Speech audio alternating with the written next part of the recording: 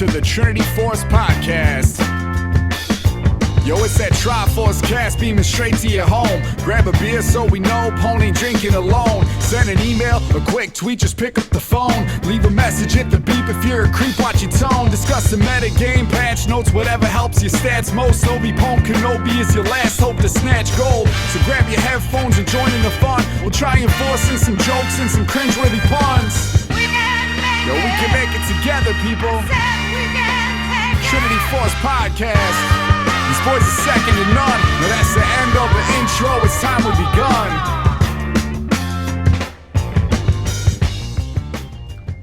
Hey guys, welcome to the Trinity Force Podcast. My name is Adam Ponophobia Cagswell. Have you guys ever noticed how I always do this thing? Like I'm looking off in my first monitor.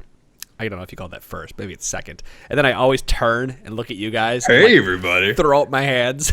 Yeah. It's the intro. It's part of the intro. It's part of the intro. I just got to turn and look. Hey, I'm going to do the finger guns. Like you're surprised, like you're live all of a sudden. Oh, like you just turned. hello. Oh, hi, viewers. Wow, you're watching me. Better put a Fancy shirt seeing on. you there. Always great podcast material talking about the camera. Well, for those of you who don't know, you can join us every Monday and Wednesday at 8 o'clock Eastern Daylight Time or Eastern Standard Time. I actually don't. I think it's technically Daylight Time right now, Eastern Daylight Time. Yes. You get to see all of our lovely mugs and also Pone. Twitch.tv/TForce Podcast. We go live every week. We also post on YouTube, youtube.com/TForce Podcast. We go live, so we have the YouTube VODs because we get a few hundred, extra people watching on YouTube. So going live allows us to do that. You can see our beautiful faces again Monday and Wednesday.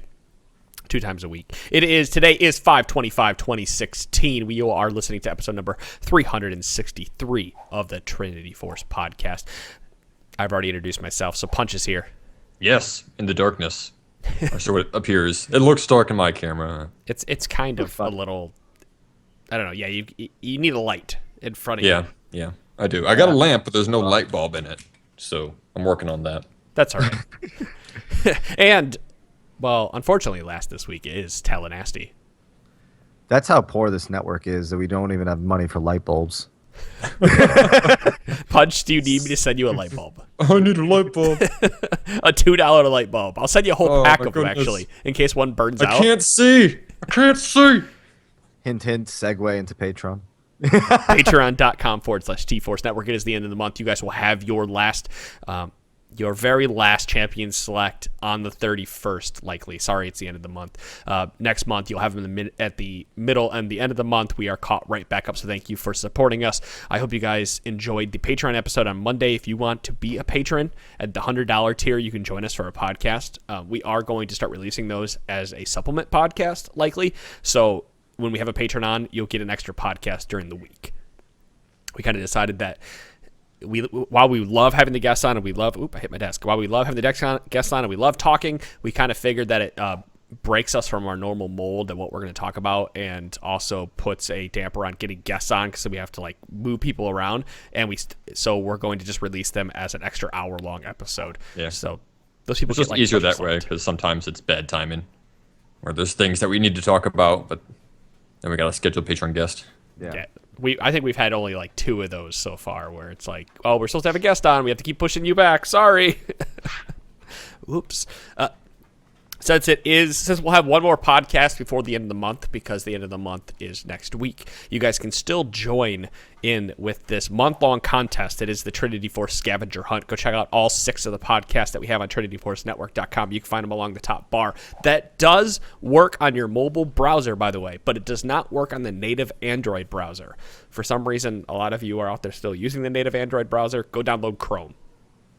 Also, if you are getting our podcast from the website and you're not using a podcast aggregator, I urge you to go download a podcast aggregator rather than downloading it every week. I mean, however you want to do it. I understand some of you have your ways you want to do it, but there's Stitcher, there's Google Play, there's iTunes, there's other RSS aggregators, etc. out there that will pick up the podcast for you. So if you didn't know those existed, you can go download this from your phone. But either way, I don't care how you download this podcast as long as you listen to it. But we are out there in all those places. So that contest, by the way, is to name who is the very last person we introduce on every single episode as long as he is here. That's Chira Jaden. I'm giving you a hint. So write in to contest. Pretty good hint. Contest at trinityforcepodcast.com. People asked where that was at. I don't think I've said that for the last couple of podcasts. I apologize. Other than that, guys, go check out the LCS Rundown. Go check out the T-Force RPG guys. You can go join some RPG games. 4 Wards, beginners level podcasts. If you don't understand what we're talking about or want a better breakdown that you can understand, they just brought in a couple new guests. Crazy Phil and LaShock are joining them now as Adoration has left the podcast. So they have 5 people on the 4 Wards. They are no longer, they're like the Trinity Force. Yeah, they can make that joke now. How do 5 guys make 4 wards? Hey! So, yeah, but those are good additions. Glad to see them. Very much so. Also, one last announcement. Overwatch players, we are putting together an Overwatch podcast. If you want to be a part of the Overwatch podcast, this is what you have to do. Listen up. You need to send an email to feedback@trinityforcepodcast.com. You need to include an MP3 of you speaking for 5 minutes about whether or not you think Overwatch is ready to be an esport or what it would take for Overwatch to become an esport. I know they're already doing tournaments and whatnot, but a 5-minute MP3 of you talking, upload it to Google Drive, upload it to Dropbox, send that in. We're going to be going over those the next couple of weeks, and we're going to put together an Overwatch podcast to throw out to you guys because we feel that's something that a lot of people want. I think there's like 20 people in my friends list every single night playing Overwatch, so it's what ready. If I just want to bitch about Bastion for 5 minutes? Would that get me on the podcast? Excuse me. I mean, yes.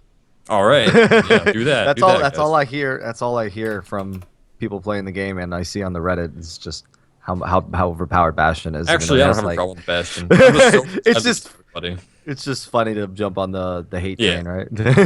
Hey, the best analogy I heard for Bastion is to Overwatch as Tryndamere is to Bronze. I could see that. Jax is overpowered, guys. Trinity's overpowered. Right. So if you believe that or you don't, you can hold those thoughts for later. We just want to know what you think of it as an esport and how it could translate to an esports. This Overwatch podcast will be going over everything from strategy to the esports side of things, and they're going to evolve that over time. This is you're very much getting on the ground floor of a very new, very interesting podcast. So please, feedback at trinityforcepodcast.com. I'll make a post about it as well on trinityforcenetwork.com so you guys can get all the information about that. With that said, that's our few minutes of announcements. As we do with every podcast, now we're going to jump right into the League of Legends discussion. And this episode is going to be a little more fun, hopefully, because there's not really too much going on. We feel that we've gone over a lot of the topics recently that a lot of we've been rehashing a lot of topics every time we talk, and we kind of figured we want to bring something new to the table. I think the biggest meta topic right now is just Swain's immediate jump after his tweaks last patch. But, I mean, you can attribute that to the tweaks that they made or the fact that people learned how to play him / don't level up E. I honestly 100% absolutely think it's because people stopped leveling E on him. Thank you, Cyril. Thank you, Riot. Like, it's a combination. It's a big combination that people don't read patch notes. You know, I guarantee that only a small percentage of people actually read patch notes, and I know a lot of people listen to us to get their patch note news because they can't be bothered to read it. And this is a good way to passively ingest what is the changing of the game. And yeah, that's probably the biggest thing. Someone said, you know, he went from like 37% to 60 or 60% win rate or something. And I thought it was like high 50s. Yeah, he jumped 54 spots. He's up to 55% win right now. There we go. Yeah, I mean, the jungler for my 5s team still doesn't know what all the dragons do, so. Wow. If you want an example of someone that doesn't read patch notes, there you go. That's not me. Yes. Wow, really? Yep. Yeah. I mean, I hope he doesn't. What is this listen dragon? because, Oh, this is Fire Dragon. We should get it. Fire sounds good. Fire, good. Fire, burn people. Yes. It burns lots of people. Especially if you get 2 fires and 2 earths like we did in a game. That was a stomp. Have you guys noticed that wind and earth seemingly spawn a lot more than any other dragon? Or is that just me? I thought someone did a test of 100 dragons and there was more water than anything else, actually. Was there? I don't read our League of Legends, so. When I first started, it seemed like there was a lot more air and earth. But it feels like it's leveled out over time. It was probably just too small a random sample. maybe it's based on your elo, and at like the lower elos, it's more fire because damage and anything would that be isn't hilarious. damage is useless. Sure. That would be What's the hilarious if damage? that I'm actually not worked like that. I don't know. It hit the front page at some point. Someone did 100. I don't. He just went to 100 games, or he killed 100 dragons.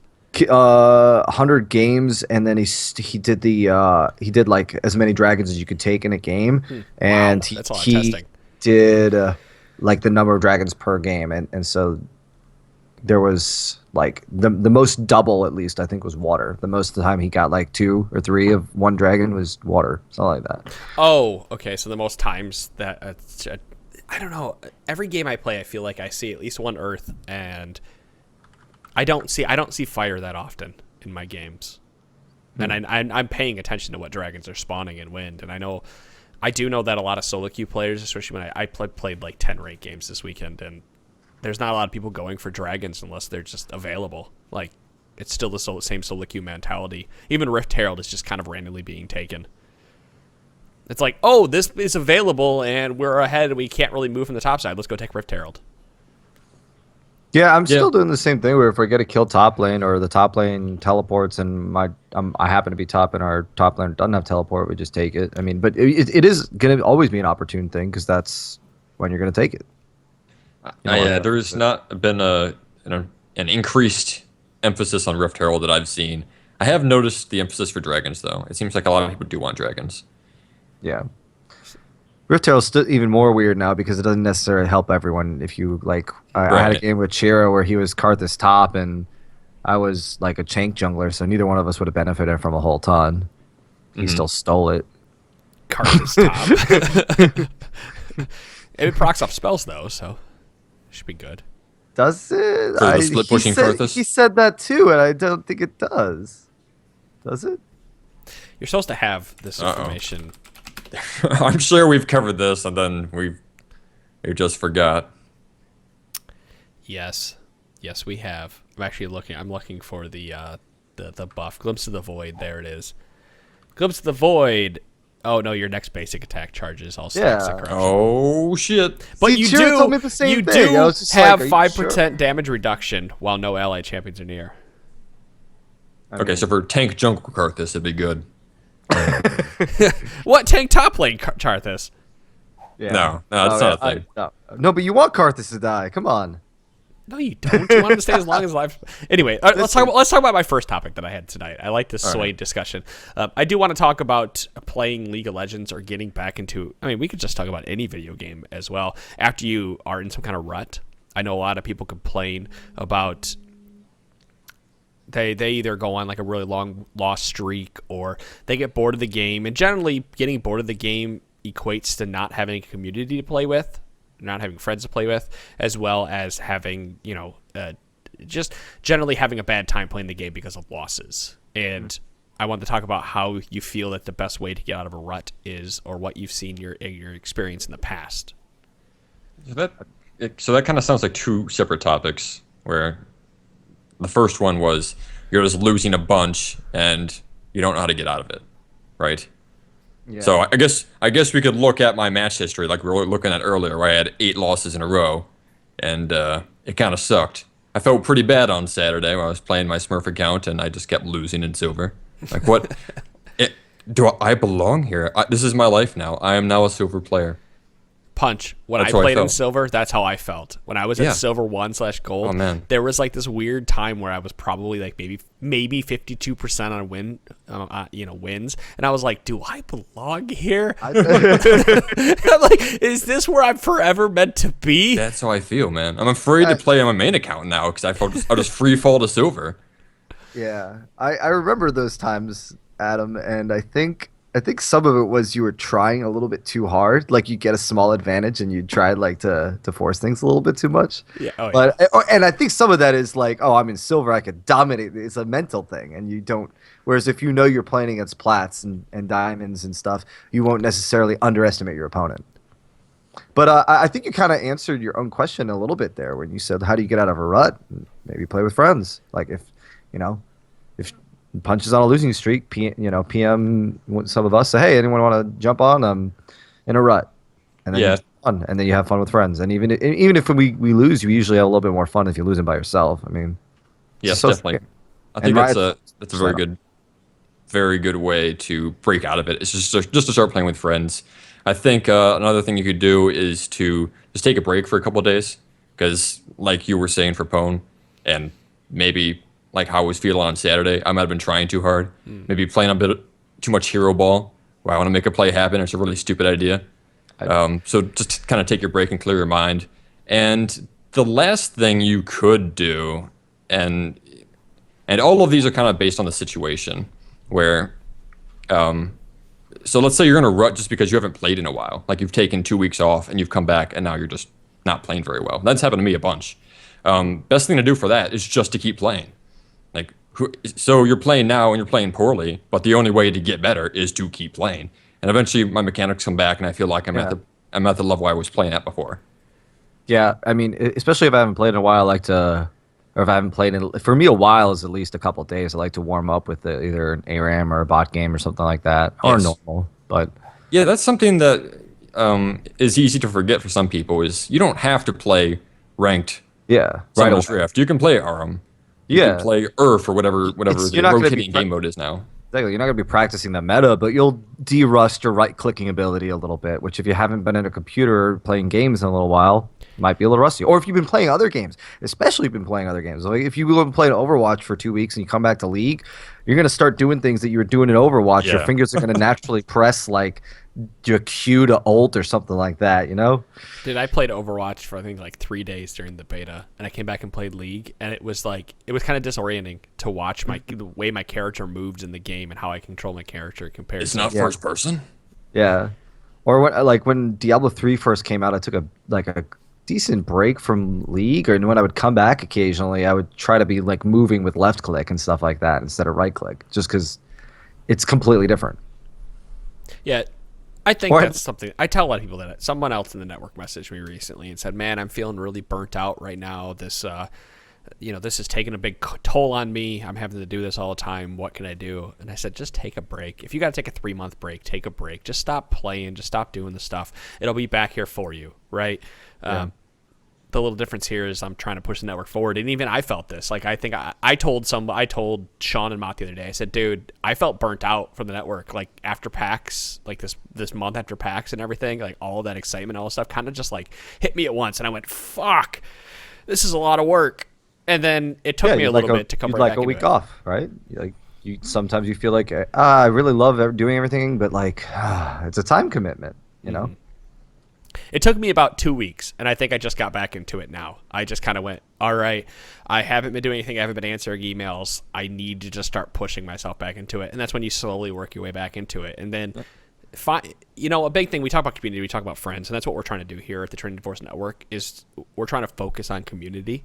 We have the Discord, discord.trinityforcenetwork.com. Just point that in your browser. You'll go right to Discord. Download the app. It'll automatically take you in there when you make an account. Join the in-game chat room T-Force. There's still people in there, by the way. The in-game chat room of T-Force. I mean, there's like 100 people in there every single night. The numbers have lowered since the clubs and everything have come around, but you can still get in there. There's still people trying to find games. I go in there on the weekends, and I just... If you guys ever wonder why you receive an invite and it's full, it's because I'll create a game on a Saturday night. I'll invite a couple of the guys from the network, and then I'll just go down the list and go invite until someone accepts. First come, first serve. Yep. Just Also- crapshoot. Ranked Fives night That's a on very- Tuesdays. Yes. Yeah, you could find that on Reddit, r/TForce Network. Right? We do Yes. have or is it the TForce podcast? It's network. It's for network. Reddit. Okay. Everything I try to do is network unless it's like old school, like the Twitch, and you can't change the name. Right. I knew it was one of those that we couldn't change. But anyways, I think we had 5 games going last night, and That's that 20, was 20 it people. becomes a pretty rockin' night, man. Everyone's on playing games. Yeah, every Tuesday night at 7 o'clock Eastern Daylight Time we start. You can start a little earlier too. Just talk to Thallium about it. He is the leader of that. He is our tournament coordinator. Not tournament coordinator, but more of our ranked fives coordinator is what we'll give him the name. He posts that every single Tuesday. Just jump right in and start playing. But I think that's like something that a lot of people don't realize that we have over here at the network, or if they do, they just don't take advantage of it. And I urge you to go and take advantage of all the little pieces we've given you, because if you're feeling burnt out, you feel like you don't have friends, you feel like your friends are stuck in bronze and you're in platinum or whatever it is, you can find somebody to play with, and there's lots of people out here. And if you feel burnt out in solo queue, I'd definitely give Ranked 5s a try, because it's a completely different game, and it's my preferred method to play. It's just so much more fulfilling to be working with a group of people that you enjoy playing with and can communicate with. I found that just as a general baseline for almost all games, like any game, I've enjoyed playing with others more than I have just trying to go solo and stuff like that. I've always preferred team-oriented games to begin with. So, hey, that's how I got better at this game, honestly. Definitely. It was I bet Punch randomly on our league. I think I posted a thing out there. Oh, you were listening to the podcast, and I called out on the podcast. Yeah, I think I just tweeted at you. And that's how I met you and Urtai, and the rest is history at that point. But it was a lot of fun. We'd meet every single week. We'd play ranked 5s. We joined the Alienware tournament when that was going on, and we got really far in that. Oh, wow. That was 2011? Like 12, 13. Okay. I remember that way back when I first started playing. Like after I hit level 30, someone sent me that. It was they must have done it a couple years, yeah. I wish they would keep doing that. I understand why they don't, because it was really hard to go together. But I mean, I think we made it to like the quarterfinals one year, and we got stomped, and we were just we played against players. Some pro level Darius. It wasn't fun. Is there any well-known like amateur weekly tournaments that are run? I think the VG tournaments still go on. Is the VG ones still going? But those aren't ranked 5s. And the problem with a lot of those tournaments is it ends up being a Smurf playground, and like the winners are generally Smurfs. Well, yeah, I know there was one that did it every other night or every night, and there were Riot-sponsored prizes and all that stuff, but they got kind of shut down. I've been trying to talk. There's some guys who they essentially do what Battle Arena is. But that's all they focus on, and I've been trying to get him on the podcast, but the guy he is opposite time zones of us and works like nights or something. The schedule is crazy. Like we'd have to start the podcast at 10 o'clock, and it's been really hard to figure out a date and time that all of us could be here at 10 o'clock on a Friday night, to do a podcast. But I think they're called like not Bronze Logic, but Bronze. It's Bronze something. You can look at it. You can Google it, like Bronze Tournament. I'm sure that'll bring it up. But they do a weekly tournament or every other day tournament type of thing, and it's a Riot. It's not Bronze Boot Camp. No, okay, it's essentially the same thing as Battle Arena. It's almost exactly the same. Where they have a tournament, they cast the games, they give you advice on how to play the games better, and it's basically Bronze Boot Camp. Except Bronze Boot Camp is ours. Yes, except for even though it doesn't exist right now. I need to trademark that. Too bad it cost me like $600 per trademark. Damn. Not worth it. Just go ahead and use the name. Well, let's okay, so we talked about a little bit how to get out of rut. Once you get out of the rut, you've got back in this game and you're trying to get better at the game. I really want to talk about using teleport properly. I know we've previously talked about this, but I've been watching some replay reviews recently, and there's like this weird I don't want to use the word epidemic, but that's the best word I can use with silver players and gold players of using their teleport incorrectly. No, excuse me. What I see a lot of people do is I'm trying to think out how to phrase this. Is that people focus on themselves instead of the metagame? Because with the teleport in itself is a metagame where you have to keep the enemy's teleport cooldown in your head, as well as your teleport cooldown. Because what I tell a lot of people do with these bronze replays, or excuse me, these replay reviews, not just bronze, is that when you use teleport, you have potentially given the enemy team an advantage when you use teleport. Actually, you have given the enemy team an advantage at some point by using your teleport. So you need to make the most out of what your teleport can do when you use it. So let's say you have some kind of trade or you die in lane. A lot of it's you die in lane, and then you both go back to base, and then you teleport back, but the enemy walks back to lane. You have automatically given the enemy an advantage for the next 5 minutes in this game, as they can teleport any place on the map without you following them and without you helping. And that extra CS that you're picking up, specifically if like your lane is pushing, even if your lane is not pushing, that 10 CS, that 15 CS that you could potentially get from that teleport, generally speaking, is not worth it. And that's because you have to figure that the having that teleport, having to be able to turn any fight at any point in time, is more important than that extra 150 gold that you would have received. Yes, I feel like a lot of top laners just take teleport because that's the meta right now, and that's what they're expected to do. Where their playstyle kind of lends themselves more to take Ignite or something like that. If they're going to focus on top lane and be a split pusher, and they want to get an early first blood, then I think you're better suited to take that summoner spell. Teleport, when you're taking teleport, you should know what you're going to use it for. You should know that, hey, I'm using this for map pressure. I'm using this because I can help other lanes.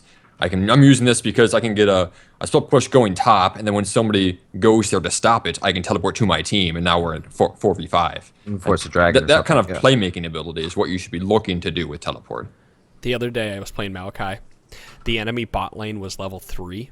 I teleported bot lane when I was level 4 and got a double kill. Like, how early do you ever see those teleports happen? But that's the type of thing you're trying to wait for teleport to be for. Well, some people could do it at level 4. Obviously, like Malphite doing that teleport, he wants to wait till 6, definitely. Yeah. Maokai, once he hits level 3, he has all his CC, he could do it as early as that. Obviously, you can do it at level 2 as Maokai. Like, yeah. There's no I mean, generally speaking, it's QE. You won't, just because losing that much CS early and being down levels early will hurt you a little bit more, but if you can get your bot lane rolling, and you don't have enough damage to follow up and like ensure those kills. But actually, that's why you might see a very early teleport after. I'm talking about after your first back. Some people do rush that teleport back to lane. Mm-hmm. That's like level 3, level 4, a really early back, just because the cooldown will be back in time for something like First Dragon, where they're going to need level it 6, again. First Dragon, yeah. But that's about the only time you'd see a teleport back to lane, unless you're getting crushed and there's a huge minion wave under your turret or something like that. So I obviously don't play a ton of top lane, but what I see a lot as a jungler, if I get my first gank top, I get first blood, we push the wave, we almost always force a teleport there. And even if we don't push the wave, you almost always see the top laner want to teleport back to lane because they feel like I have to catch up now. I'm down in CS because I got killed, so I'm down in CS and I'm down a kill. I have to TP top to make sure I soak this big wave that's crashing into my tower. If you die level 1 to 3 and there's a wave and a half pushing into you, the jungler ganks you between level 1 and 3, you die, they push a wave and a half into the tower. You almost have to teleport top You do. You're giving up too much, because through that double kill, they are level 4 at that point. Like, you have to remember that they're going to be much higher than you. There's a lot of times where someone will kill you, they'll gain a level, go back to base, and if you don't teleport back, they actually have an advantage over you. Well, yeah.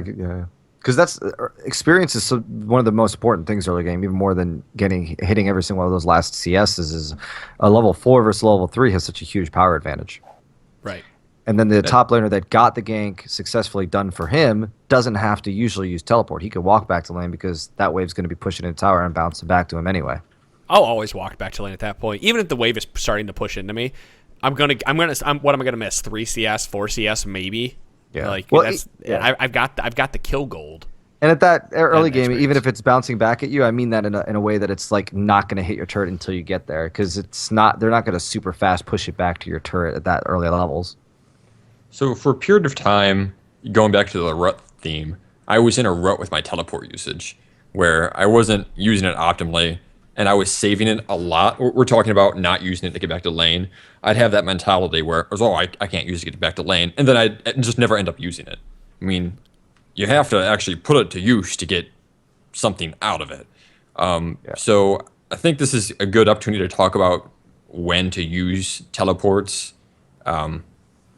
optimal usage of teleports. My rule of thumb for this is, when you're thinking about using teleport, just do it. Yes. Because the longer you sit there and think about it, you're going to miss your opportunity. Either the person you're going to help will die, or the enemy will get away, or the tower dies. I just have more success when I don't think about it and I just hit teleport and go. Mm-hmm. And that's not always going to work out. Most of the time, well, I'm not going to say most of the time. Actually, majority of the time it has worked out. But a lot of the time it won't. And the more you do that, the better you're going to be at identifying good situations to teleport into. Like, okay, I teleported into 3 people by myself. That was bad. I shouldn't do it again. So the next time that situation comes up, you're going to immediately identify, or more quickly identify, don't do that. Don't hit D or F or whatever your teleport's on. I think that is true for a lot of part. Make sure you ping it, though. Please, Yes. like the one thing I think is more As soon as my frustrating than teleport's anything going else. off, it's spam. I'm coming. Yes, I'm coming. yes, I'm coming. yes, I'm coming. spam that. Yeah, because the one thing that's more frustrating, because I play a lot of support if I'm not jungling in solo queue at least, is I'll just be fighting and skirmishing bot lane, and all of a sudden someone's just appeared, and it's just like, oh my god! Like I wasn't looking at the minimap, I was microing my CC or my spells or trying to shield my carry, and then someone's there, and they're like, why didn't you engage? I'm like, hang it, you know. I don't know if I'm bottom lane and you teleport, especially if you teleport onto a ward that's in a bush and we are in the middle of a skirmish. I don't notice the teleport coming in. Yeah. I try to listen for audible cues for the teleport because there is a But you don't hear it if it's not on your physical screen. exactly. So yeah, 100% with that, and that's what I'm meaning. That's what I'm talking about. Those teleports that go to the far bush and you're fighting under your tower, sort of. Yeah, that's like the scenario I just brought up where I teleported at level 4 down to bottom lane's Maokai. They happened to drop a bush or drop a ward in the far bush, and the enemy kept pushing up. So it was like prime time to go down there, right? And that entire time it's ping, ping, ping, ping, ping until I couldn't ping anymore, and I was there. And then we just drop, get a kill. I immediately go back. Now, that could lead us into taking dragons as well, because as a top laner, you may feel that you need to stay around and help take a dragon early. Specifically, if you let's say it's 6 teleport, a lot of times it's more advantageous for you if the enemy did not follow you to just go back to top. Yeah, I think that's definitely the case if you got a double kill bot and your juggler's nearby. So you got 3 people taking dragon to no one, then I definitely head back top lane because you can't stay way too long. Just going to push into a tower. And you're losing experience. Even with the experience you picked up, you're still losing experience that the enemy can get. But early game, the dragon does do a decent amount. So if like the mid and jungler come and they might try to steal, they might be able to, just because you're going to be taking a lot of damage. Honestly, and presumably you took. Well, I'd say maybe start the dragon with them, and then if it looks like there's no contesting, just back in the back of the dragon pit. Just start your recall there, or just in the middle of the river where it's a little safer. I hate to say it. A lot of this is hard to teach. It's experience, but we're giving you good baselines and good, if then that this statements to try to figure out how to play with the teleport. So one thing I'll do is, with opposite with that is that I'll go bottom after I hit level 6. I go back, I get a first item spike, and then I'll just walk bot and force gank bottom or force a dragon bottom, and then force the their top laner to use teleport to come down. And then I still have mine to go back to lane after a dragon fight. So you could always use it the opposite way. Save it, put it in your back pocket, and go bot lane. Especially if you have a character that can lane gank or stuff like that. Or if you're high DPS top laner, you just, yeah, exactly. That's actually did that last night. Is I went back to base, healed, and I just started walking bot until I got to ult range, and then ulted bot, teleported back to top lane. That's why I've always praised Pantheon in the mid lane, because you can do that type of shit. You can just walk halfway to bot, ult in, and then teleport back to mid lane, or you can top wherever you're playing. Right? Like he's got so much mobility on him between his spells that it's easy for somebody to get around the map, and that's why I like characters with a lot of mobility, because you can make plays other places as long as you're keeping an idea of the metagame. And that's what we a lot to talk about is when we say metagame, you need to kind of figure out. The bigger picture of this game is understanding what all the characters do, right? Like if we're 15 minutes into the game and you're playing against a Nasus top, regardless of how well you've pushed him out and how well you've stopped his farm, if he has 3 minutes of the top lane by himself, he's going to chunk that turret down faster than a lot of other champions just by the nature of how his Q works. So understanding that I need to go back to top to keep that Nasus stuck there. I think there's some we're going to talk about Nasus for a second, okay? Just Nasus and Jax to a degree. Yeah, because I feel I know Nasus and Jax are picked a lot down in some of those lower elos, right? And a lot of players feel like they're overpowered and they need to be banned, but that's because they don't understand how you don't need to shut the character down. You need to keep the character under control. And that goes for a lot of top laners is you don't necessarily need to keep Nasus from farming. You just need to keep Nasus under control and stuck where you want him to be, rather than running freely around the map and teleporting and whatnot. So by strategically using your teleports and strategically using the abilities that you have in your kit, you can make plays on the map to get your team to snowball so that you can control that person in that lane. Yeah, Nasus and Jaxus. Oh my goodness. Nasus and Jax aren't particularly good at team fighting, assuming they don't snowball in lane. So if you can get your other lanes ahead, and you've got a healthy mixed damage like a AP mid laner, AD carry bot, Naxxus is not going to do very well in a team fight. I found like that's the best way to deal with him. Is just have mixed damage, don't let him get out of control, and then team fights come and he can't get to the back line and he just falls over. I think Jax does a lot better, obviously, in smaller skirmishes, not Yeah. 5-on-5, but a 2-on-2, 3-on-3 sort of deal. And Nasus is probably almost the same way, but he late game, as if he can get to the back line, obviously he's Kind a of little bit better because he can withstand a lot of damage, and all he needs is 1 Q to half health. Sure, someone. he's on a timer, and the fact that if he makes it to 30 minutes and he's got a couple kills under his belt, he's not unstoppable. He's just a force to be reckoned with, and you have to deal with him. And if you haven't, the big thing with like Nasus, for example, is that if you haven't given your bottom lane any type of gold as a top laner, if you haven't helped your bottom lane gain gold, if you haven't helped your Vayne or your Swain or somebody Lucian get to the point of some armor penetration, they're not going to be able to deal with the Nasus. And I see that a lot when I play these games. Is like I'll be playing Jhin, and you can assume Jhin doesn't do very well into Nasus just by the nature of his kit. But he actually does do a lot of damage to that champion if he's got some kills under his belt and some extra, and he's not necessarily ahead, but he's even with the items that Nasus is building into Armor Pen. Yeah, I think Nasus is kind of more of a mid or mid-late game. I think he does actually fall off when you get into uber late game, because I think carry's damage scales harder than his defensive, since he doesn't really have any. The only defenses he has is the flight HP on his ultimate. Yeah, lifesteal and flat HP. If he can't get you to use his lifesteal, and if you've got a QSS to take off his slow, then he's really not that scary to carries. Yeah, that's always his MO, is that if he can get to your back line, he can rip them apart, but he gets cutty because he doesn't have a gap closer. And he's also a good split pusher. I think a lot of people fall into the fact that they let characters like that split push and take those towers when they think they can siege. I think that's why I think that's almost more of the reason why they do well at lower elos, because people don't know how to respond to map pressure, map rotations, and how to properly, should we push and base race this guy?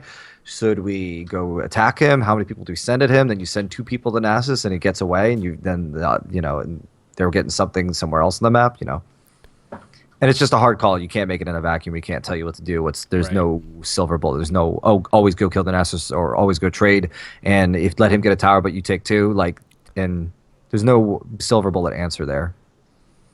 Can we go back to teleport for a second? Absolutely. We're gonna do more on Nasus. Okay. Something I wanted to mention on teleport. We talked a lot about teleporting into laning phase.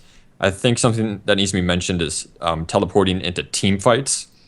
I think my rule of thumb for this is the earlier you teleport into it, the better, because there really isn't a such thing as teleporting too early for a team fight. If you get there too early, then you're with the rest of your team and you're ready to 5v5 or 5v4 or whatever the scenario is. But if you get there too late, your team could be dead by the time you show up, and you could lose the objective or whatever you're fighting for. Yeah, if it's a 4v5, even for 20 seconds or 15 seconds, that could be all the difference in the world. I agree. And try to communicate to get your team to put down something for you to teleport to. Yeah. Or something you could do is you could go there ahead of time. Let's say you're going to Dragon's going to spawn soon. If you're in the area of Dragon, you can ward it yourself. Then tell your team, hey, I've got teleport. I'm going to go start pushing top lane. And then once the team fight for Dragon is about to break out, you can teleport to your own ward. There you go. Don't even need to rely on your team. Fuck them. And if it's past if it's past 20 minutes, you could even teleport from base and get the home guard effect. And you can go to an even deeper ward than you normally would be able to, and you can get a flank off with that home guard or stuff like that. I mean, you see that a lot more in pro play because it requires more organizations. But if you can pull it off in ranked play or normal play and even lower mid elos, like if you could communicate with your team and pull it off, you can make a huge difference with that. Well, what about teleporting and canceling it? I think that's a skill in and of itself. That is a decision-making nuance that comes with lots and lots of play. Like teleporting and then realizing, wait a second, my bot lane has died before my teleport's gone off. I need to stop this. Or teleporting to scare people off. that is There a is strategy. that's even more nuanced. Right. It's not guaranteed, but it's definitely something you can react to. Yeah. You're teleporting to a very dangerous situation. You see them run away, and then your team gets the objective. It's like, all right, my job is done. You can use it as a bluff. You can do that to scare people off, but do it in a situation where that if you did come and they did keep diving, they would pay for it, so that you're making a trade. And as soon as you see them start to back off, you cancel it. Speaking to that, if you're playing a top laner, if you aren't taking the summoner cooldown, summoner cooldown reduction mastery, the 15%, you're wasting a point. I don't know why people don't take that. It's the other one is you gain 200% health regeneration below, what is it, 50, 20, 25% life or something like that. I think it's below 50. Yeah, 50. That's right. It is 50. It used to be really strong. I remember that people used to take that. It's an additional 50% health regeneration, and then you gain 200% below 50%. But agree, if you're top lane and you have two valuable summoner spells that are on a very long cooldown, like Flash and Teleport, you definitely have to take that. It's just, even on super health tanks like Mundo that might really, really want that, Flash and Teleport are just too valuable. No, I am guilty of taking the health regen on Mundo. I can't resist. Yeah. I mean, it's fun. It definitely will scale like real well with him, but it's everything else I take reduced cooldown. Well, just keep in mind that if you don't have that ability and you cancel Teleport, it's a 300-second cooldown. But if you have that ability and cancel it, it's a 200-second cooldown with the modifiers. It's huge, yeah. So good. So Flash, I mean, if Flash saved your life once, that's worth more than some extra health regen. Yep. And you can, I was going to say, I'm kind of moving the conversation along, but you can jump back after I say this, is that don't forget that later in the game goes, sitting in the base and using teleport with your home guards is also another strategy that can be very helpful. And it's not, you can just type, excuse me, you can just type, have home guards waiting to teleport. And this is kind of like that point where your team is ahead. This is more of like you are ahead strategy, but your team is sieging bottom turret. There is a ward somewhere in the jungle. You can teleport to that ward and use that home guard to run into the fight and do something. I think the best way to do something like that is to get a slow push going top, so that you can just leave that lane, know it's going to push, it's going to start pushing on its own towards the enemy, and then you go back to base. You don't need to stay in top lane and keep pushing it. You can just go back to base, sit in that fountain, and then wait for the opportune moment to hit that teleport with the home guard. That's like I was saying earlier. Use it to start a fight. People don't use it to start fights very often, but it can be very advantageous if you get the right situation. So on the topic of the split pushing and how to use teleport for that, let's go back to Nasus, right? So if you've got 5 people in mid lane and you're pushing in a 4, obviously you want to make that. You're kind of obligated to force something, force a pick, force a turret. You got to take advantage of the 4v5. Otherwise, you're forced to go back or teleport to deal with Nasus. Or send someone back, It's a hard decision, like Keep on, in Nasus's case, if he forces you to teleport back and his teleport is still up, he wins in that situation, assuming you don't get anything in the 4v5. Because you're forced to go back, and now and now you're stuck there, and he can go back to his team, and now he's got the 5v4, and you can push your team out. So it's a tug of war game. Yeah, I was gonna say game of chicken. I don't know if that applies. It's like, who's gonna use the teleport? Tug of war is a good way to put it. Yeah, it's probably better. I like chicken too. It makes me very sad when I watch players and I watch replay reviews. And I'm sorry if you're listening to this podcast and you feel like I'm calling you out, because I'm not calling you out. It's just what I notice because I see a lot of people do it. You make them sad. Well, that's fine. If I'm making them sad, hopefully they'll get better. As Stallion put it, any of my comments never come from a malicious place. It is usually like a gentle ribbing or a gentle like, hey, that's how I teach people is like, hey, you fucked up, but you could do this better. It's just watching teleports early game to gain CS is bad. Watching teleports because I can tell they are watching the map is good, and I like that. I like watching a replay review and go, I can tell you are watching the map at this point because you use the teleport to do this. I'll watch a lot of those, and I fast forward them real quick, and a lot of my notes are, you should have been watching this team fight, or you should have been paying attention to this because you could have started to teleport into here, and your enemy may have reacted by walking out of the team fight, and by just, this is where it goes back to my point earlier, by just starting to use that teleport in the middle of that mid-wave, that 2v2 gank, you may have actually turned it around without ever making it there. Because the enemy goes, oh shit, and they get spooked, and they stop fighting. It works really well for tower dives, too. If you got an ally that's getting tower dove in, and you teleport to the tower, that it kind of forces their hand. They either have to go all in to get that kill, or they immediately get the hell out of there. Well, another thing while we're talking about teleport, and this is something that I do as a jungler all the time for ganks, is I time flash. You can time teleport, too. Time the enemy teleport, especially if you teleport at the same time. You know exactly when yours is going to be up, so you know when his is going to be up. So time his for your team, for your bot lane, etc. And if you force him to use it in lane because you push him out, you make him back early and he has to use teleport to not miss a minion wave, time it. If he's a defensive one, he probably has the 4-minute cooldown. If he's an offensive top laner, he probably has the 5-minute cooldown. You don't even just go with that assumption. Yeah. You don't even necessarily have to time it by trying to figure out the time in the game and stuff. You can just type TP down, or top laner doesn't have TP, and you can use that for yourself. I do that a lot. I don't actually I just assume 4.5 5 minutes right when I do it in my head, so I kind of have an idea of when it will be back up for him.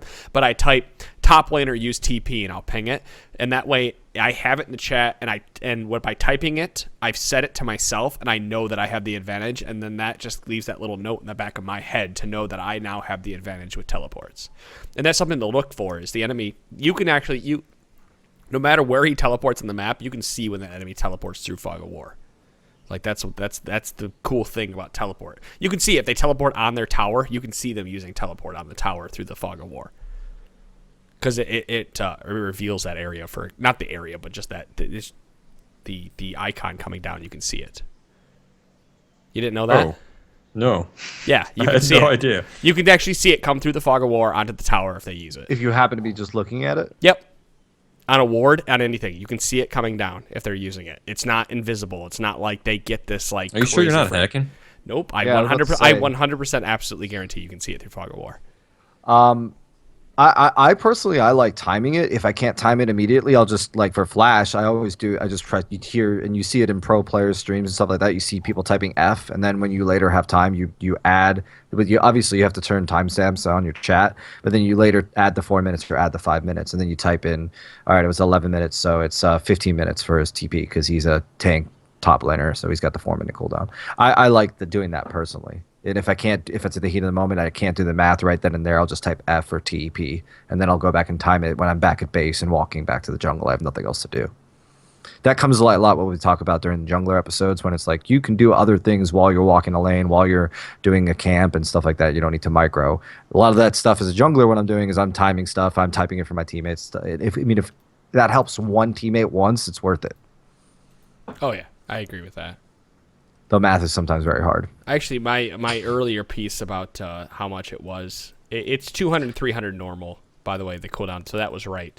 That doesn't include Insight, which is the mastery, because Distortion is no longer here. That's an additional 15%, so that'd make it 255, or cancel to make it 170 with Insight if they cancel it. If it's normal, it's 255 seconds, 255 seconds. So yeah, so if you have the insight and you cancel, it's even less. It's 170 seconds. Right. I know that's going a little ahead, but we'll say that again just because that was kind of jumbled and thrown out there. But if they have insight, it's 255-second cooldown at a normal cast, but if they cancel, it's 170. So that's something to keep in mind. I was actually looking through here just to make sure, but Wiki doesn't tell me. But I do know that you can use it. You can see it, and I'm gonna stick to it. All right, I have to look for it next time. I just try to pay attention to how quickly I see my lane opponent get back. Like even if I don't see the teleport, if he just randomly appears with full health again, I'm like, okay, yeah, he used teleport, guys. There's no way he made it back to lane that fast. Oh, no. You can see it. Just watch the tower. The next time that it happens, hell, we'll go in a game and I'll use teleport, and you'll go, oh, holy shit. Or I'll call you a liar. You may have one of the two. You may have had to have vision of the object before it teleported too, but I don't think so, because I'm pretty sure when they teleport in a stealth ward, you can see it happen. What about minions? Yeah, you can see it happen on a minion.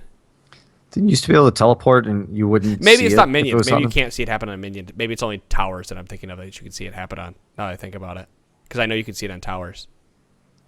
Huh? There's no advantage for teleporting to a tower anymore. Right, Which but people I still think- can teleport to a tower. You can still see it. Yeah, but I think some people Just- never just- realized that. Do they still have the bug where if you teleport to a ward right as it's dying, you won't be able to see the teleport animation? I remember that used to be something cheeky I would do. There's a bug where if two people teleport to the same ward, you won't see the second teleport come in at the same time. That's like a particle effect overlap, but well, Well, since if we're on one the person topic- teleports and then like a half a second later someone else teleports, you won't see the end of the second. Oh, so you animation won't finish. continue to glow at all. So Right. you think that it's done, and then a fucking like scion appears out of nowhere. Right. One thing that's cool, since we're talking about teleport, is people forget you could teleport to traps. You could teleport to Thresh Lantern. You could teleport to Jarvan Flag. You could Zac. teleport to Zac Zach Blobs. Blobs, yep. You could teleport to Jin Traps. Yes. Correct? 99% Teemo sure. No. traps, Elise not minions. Caitlyn traps. Not- Spiderlings that happened in our game. Yes. Yeah. There's just a lot of little neutral creatures that you can. When in doubt, just spam the teleport button. That's the worst thing. It's. I wish there was better detection. I kind of wish that the mini map, and this might be like, it might give too much of an advantage, but that I could just click in the general vicinity of where a ward was on the mini map, that I know it's there, and start teleporting to it. I know how you feel, but yeah, I think that'd be Yeah. too easy mode. Well, that and what if there's two wards right next to each other, or like in the same area on the mini map, but like which one does it go to, and then It just randomly selects one. That is the lottery. This is the Yogg Saron of League of Legends. Yeah, we need some more Yogs around in League. Rek'Sai tunnel entrances and exits. You could teleport Oh, to yeah. those. I think towers are the only one that if it dies that you can't finish the teleport to. So like if a Rek'Sai tunnel gets blown up, you still finish your teleport, correct? Like if you start teleporting to I it. think so. Yeah, I'm pretty sure you do. You could teleport to Tibbers or Malzahar minions. Any summons that aren't like. I wouldn't recommend teleporting to Tibbers. With new Tibbers, he's Oh, supposed yeah, to be no. doing damage. Well, it makes Just them kinda make your indestructible, enemy right? angry. Or no? Does it make Tibbers indestructible? Well, yeah, it'll make him indestructible, but he ain't doing any fucking damage. Yeah, he's supposed to be mauling people. You drop him, he's enraged, and you teleport to him. Well, fuck you, Annie. I mean, if there's nothing else. All right. Well, I think we spent a lot of time on teleport, and I don't want to cut the podcast early tonight, but I know Tally has to leave at 9, and it's a few minutes before that right now. So we had I think we had a lot of good discussion on a single topic of teleport, and I hope you guys learned a lot about that. It's a surprisingly in-depth summoner spell. Can So this be- I don't feel bad talking so much about it. There's a lot of nuance to it. Can the episode be Teleport Madness or something? I got to think of a better name. Yeah. Yeah. Teleport into my That's heart. a very nice way of saying your name ideas are shitty, Tally. Teleport a better name. Teleport a better idea. I don't know. Well, we need an alliteration, I think. But I got nothing. If something we've never been good at, it's alliteration on this podcast. I just want to. terrific teleport typography. What the fuck? What are you typing? I think I actually before we go out here, I think it's humorous that this is the first time we've ever heard your dog yelp or bark at any point in a podcast. I will mark that.